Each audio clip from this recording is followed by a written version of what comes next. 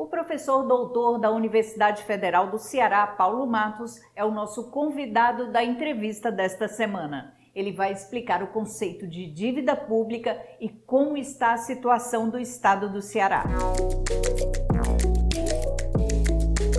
Professor Paulo Matos, seja bem-vindo à Acontece TV. A primeira pergunta é de cunho bastante didático. Qual é o conceito de dívida pública? Perfeitamente. Primeiro, eu que agradeço, é uma honra estar aqui.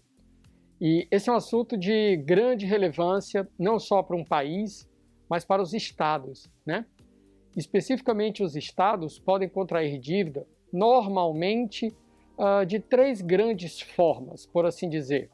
A mais conhecida delas é quando o estado obtém um empréstimo, um financiamento, junto a um órgão credor, nacional ou estrangeiro, e isso vai compor o essencial da sua dívida mobiliária, né? Da sua dívida contratual, desculpa. Uma outra forma é via precatórios, que são aqueles pagamentos que a justiça, historicamente, entende que o Estado tem que honrar, né? Então, os precatórios emitidos depois de 5 de maio de 2000 também vão compor essa dívida consolidada. Normalmente, os precatórios têm um peso aí de 2 a 3% da dívida consolidada total do Estado do Ceará, historicamente é assim, e a dívida contratual, essa que eu falei, que vem via empréstimos, financiamentos, renegociação de dívidas, essa representa mais de 90%.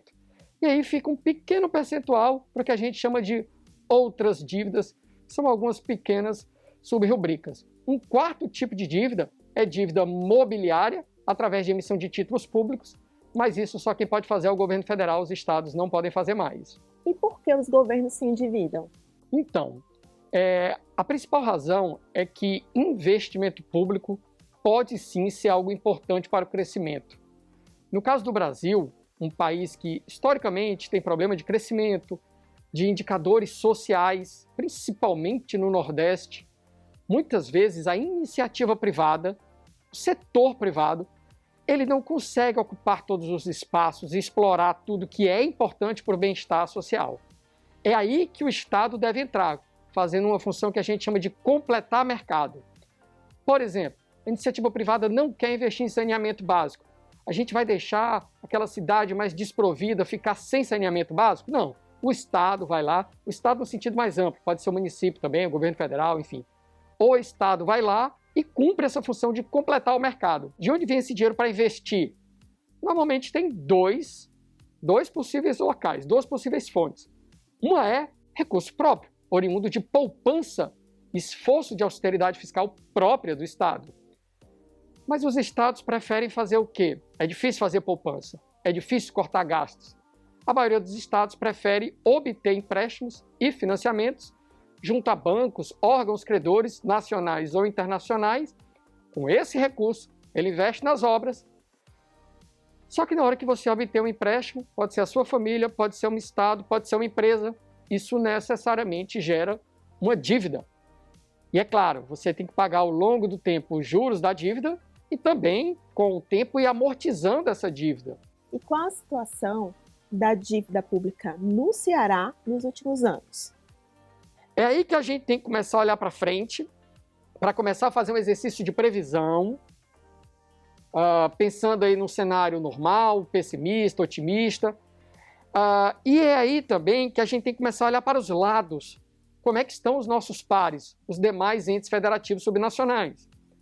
A nossa relação dívida consolidada líquida sobre receita corrente líquida, que fechou ano passado 54,4% mais ou menos, coloca o Ceará em 10º lugar do ranking. Quando a gente olha a nossa dívida consolidada per capita, dividido pelos habitantes, somos o 16º do Brasil.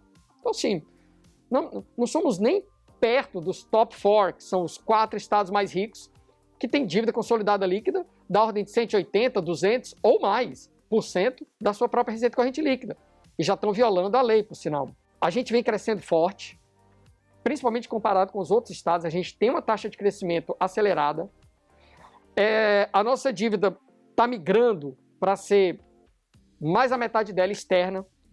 E isso é uma vulnerabilidade que precisa ser bem trabalhada com algum instrumento financeiro para que essa dívida fique mais coberta, a gente não fique suscetível a uma oscilação cambial, que é algo que foge do controle do Estado.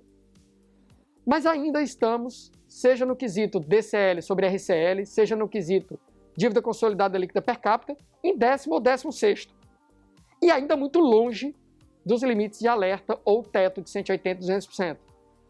O que nos sugere que a gente deve continuar monitorando mês a mês e, ao mesmo tempo, pensar em como trabalhar essa questão dessa vulnerabilidade, dessa exposição da dívida externa, que só no ano passado, 2020, subiu 2,2 bilhões de reais. Isso é um valor bastante significativo. Muito obrigada pela sua participação, professor Paulo. No próximo bloco do Acontece TV, fique por dentro de outros destaques essa semana no TCE Ceará. Veja também, o webinar discute sobre Lei do Governo Digital.